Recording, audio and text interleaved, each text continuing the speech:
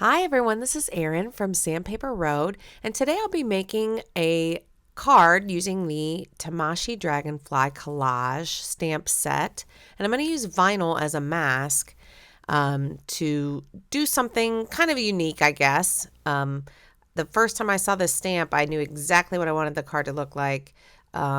I could also make a tag using the same technique or, an embellishment for a scrapbook layout, which I might also do at some point. But today I'm just going to make a card. And I'm going to use pattern paper from the Summertime Picnic Paper Collection by Craft O'Clock. And I'm actually going to stamp right on the card. So I'm just going to jump right in. This is a brand new stamp for me. And there's a spot on this sheet of paper that's kind of smooth compared. See, it's just naturally smooth, and I thought, oh, that's exactly where the stamp is going to go. Now I'm going to use Archival ink for this part, and just kind of ink this up. Now I do have a lot of cuts in this video only because I really want to show just the basic technique and not so much of me like inking the stamp. So even though you see it the first time, I do cut a little bit afterwards. So you get the idea. I'm going to get a nice good stamped image here a few times there on the stamping platform, and then clean that off real good.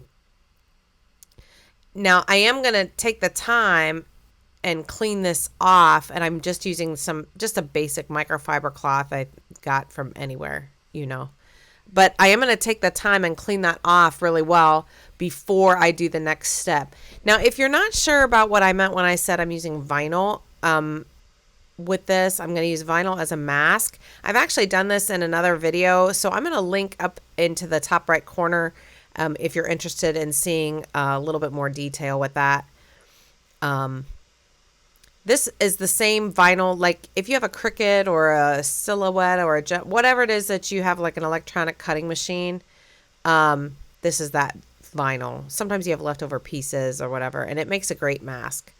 I'm actually just taking a Sharpie and I'm going to mark just a little bit. I want to mask off the inside of the stamp and just be able to work with the outside, because I want to do some like light embossing on the outside. And you might be able to get away with just using some washi tape or a piece of scrap paper. But honestly, I have all this extra vinyl in just these little funny shapes, so I like to use it. If it's not your thing, okay, but maybe it's always good to just kind of have that knowledge in the back of your head. It's got like a tack to it too. It's sticky. You don't have to use any kind of anything to make it sticky. You have to tape it down. And it comes right up as long as you don't, leave it on there for too long. But if you're just using it for stamping, it's fine. So I went around then with my Versamark ink. I really like this stamp, and it's cool because it's kind of like the same shape the same size as a regular A2 size card panel. So that is essentially going to be like the whole card is this stamp, which is pretty cool. But what I really wanted to do is not just have a black image. I wanted to add a little white embossing powder just in certain places.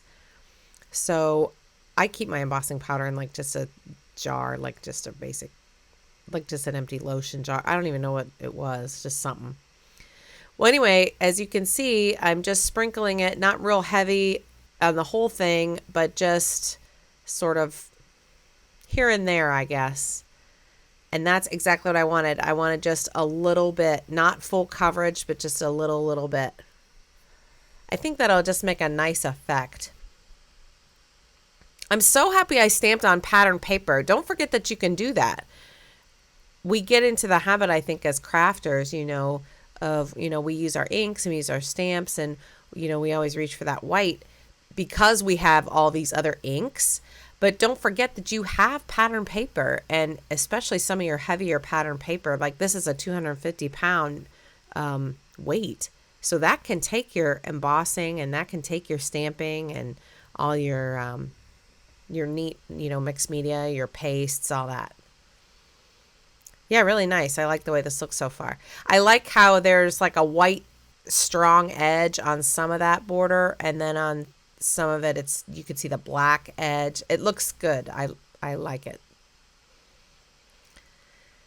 Now, I was going to cut that out, and then I thought, well, hold on a second now. Let me just hold my horses and just wait. Now, see these flowers here and the dragonfly? Okay, I want to try to do something. I want to try to use the back and other parts of this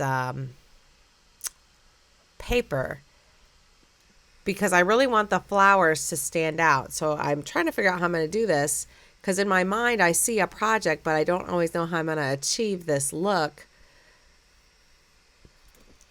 So I thought right when I went to stamp, I was like, oh, wait a second. I better clean off this Versamark ink before I start stamping. So I'm going to clean that off.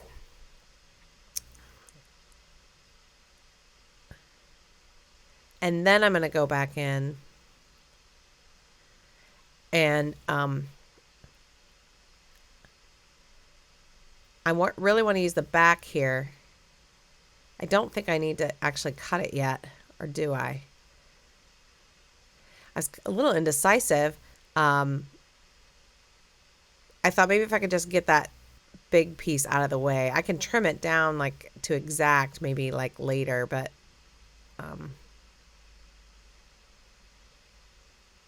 oh, I guess I do trim it now. At least around the border. And then I can use all that extra scrap for more stamping. Because I really like those colors. Yeah, I'll get that more exact a little bit later on. That's fine. Now this stamping platform I have is the Tim Holtz one. I don't think you can get it anymore. It's just the one I happen to have. So, but if you have another brand, some kind of stamping platform, that always works really well to get good crispy stamped images. And the only reason why I have my roll of tape there is so that you don't see the glare from my light. Because every time I would lay it flat there, I could see the glare from my light in the video, and it drives me nuts when I see that. So, that's the only reason why I have that there, is for you. So this is just that Archival ink again. Now I am paying close attention to making sure that I stamp the flowers. I don't care so much at this point about the outside or the dragonfly because I'm not cutting that out right now or doing anything with that. But I am going to fussy cut the flowers.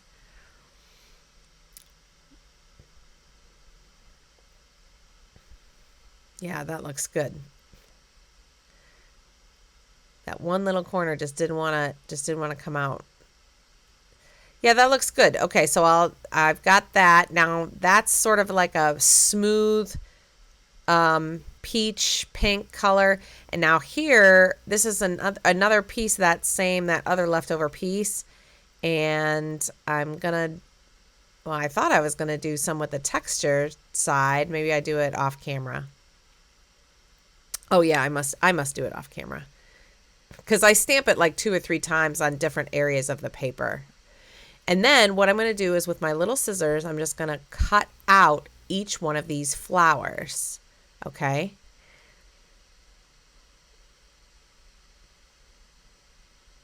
Now I know some people like to use their markers and some people like to use watercolors and, all kinds of other different things. And I actually like to do that too. And sometimes in my head, I just see like the perfect pattern paper. So that's what I do. Now this is just a piece of foam. It's real just thick foam. I don't know. It came in packaging or something. You can use, and for this technique, I'm using a metal stylus, but you can use the back of a Sharpie if you don't have one. And I'm just pressing lightly into the flower on top of the foam, and it makes the flower shape kind of curl up a little bit, like a flower petal would naturally curl up. Do you see that? So now I've done the same thing in a few different shades of that pink, and I'm going to hot glue them right to the stamped image there. But first I'm going to use some of this Shimmering Bliss Iridescent topper spray, and I have just this little tray that I always use for my sprays and stuff, and I'm just going to shake it gently side to side, and just a few sprays, and that's it. It gives a really, like, remember Wink of Stella pens from back in the day, or like a shimmering pen, or it's just a really nice finishing spray, and I didn't want that on the whole background of the card, just on the flowers. So this is a nice, quick and easy way to get that done. If you're wondering where I got the tray, because I always get questions about the trays, I used to work for a nonprofit, and it was they got medical supplies and donated, and all these medical supplies for I think it was for respiratory. They used to come in these little trays, these sterile trays. So then once we got the supplies out, we had all these trays left over that we would just recycle, but that's how I recycled mine. I take them home and use them on my art table. I don't work for that company anymore, but they do good work. So this is the Feel Most Alive. Oh, Go Where You Feel Most Alive stamp. Man, I really wanted that right there. I wanted it right there. So I'm determined that's where it's going to go. I just have to figure out what I'm going to do here, how I'm going to get it there and still do my flowers. So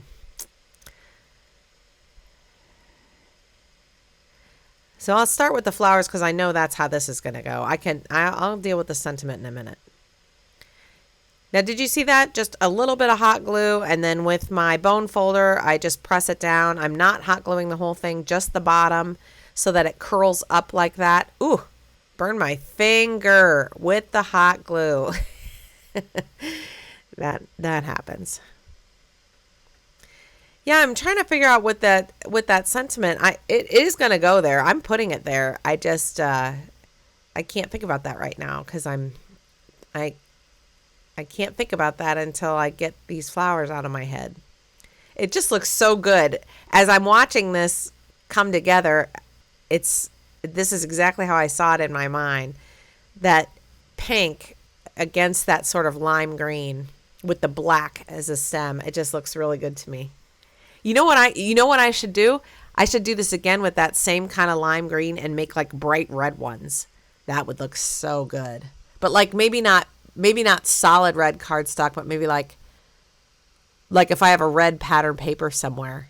Like in my Christmas paper. I bet I have a good Christmas pattern paper, and I could stamp stamp it again and then fussy cut out the flowers, and it would be red petals. That would look awesome. Yeah, well, it looks really good. Yeah, I like it. I like it a lot.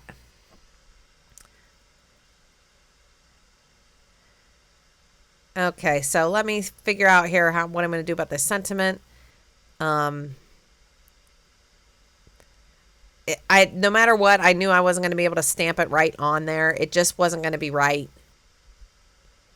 Because I can't, if it's stamped right on there, then I'm forced to work with just that one layer. It's just one layer with words on it. If I stamp it on like white, at least I can pop it up with some, foam, like adhesive foam tape, or scrap cardboard, or I can take the flowers off, put them around. And so, yeah, I'm going to do another layer here.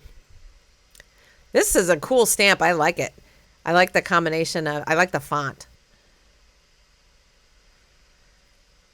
Yeah, I was going to die cut this. I just didn't have the right size die. I have some stitch dies that would have looked really good with that, but I just didn't have one that was the right size, so I just cut it.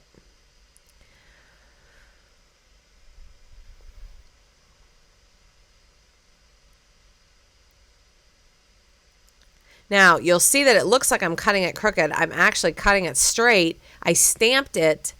I didn't stamp it so it was perfectly lined up with the edges of the paper. So, be mindful when you're cutting to line up your cut with the stamp itself, like where you stamp the image. It doesn't matter what angle you did it on the paper.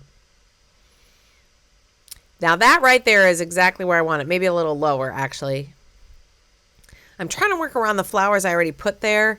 And I thought, okay, so I'm just going to put it where I want it. It doesn't matter if I pull this up. I'll just glue it back down. But sometimes you have to see stuff to know how you want it to go. Do you know what I mean? It's just paper, so don't be afraid to, start over, pull it off, re-glue it on. We just glued it on in the first place.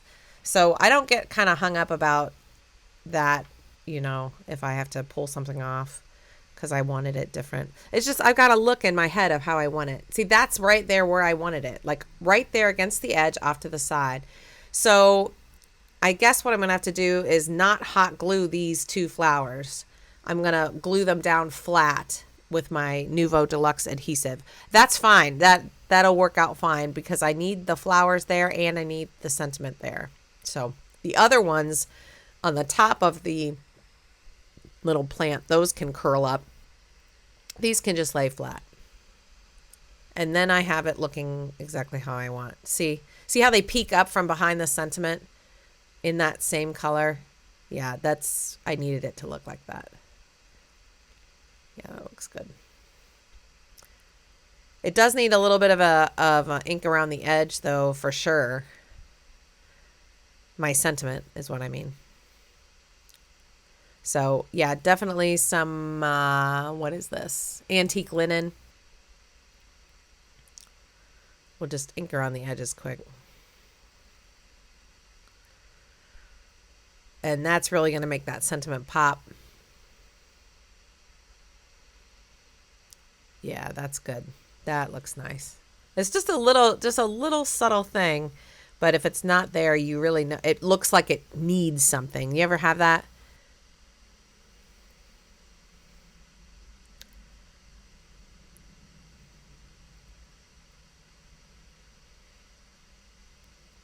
Yeah, that's good.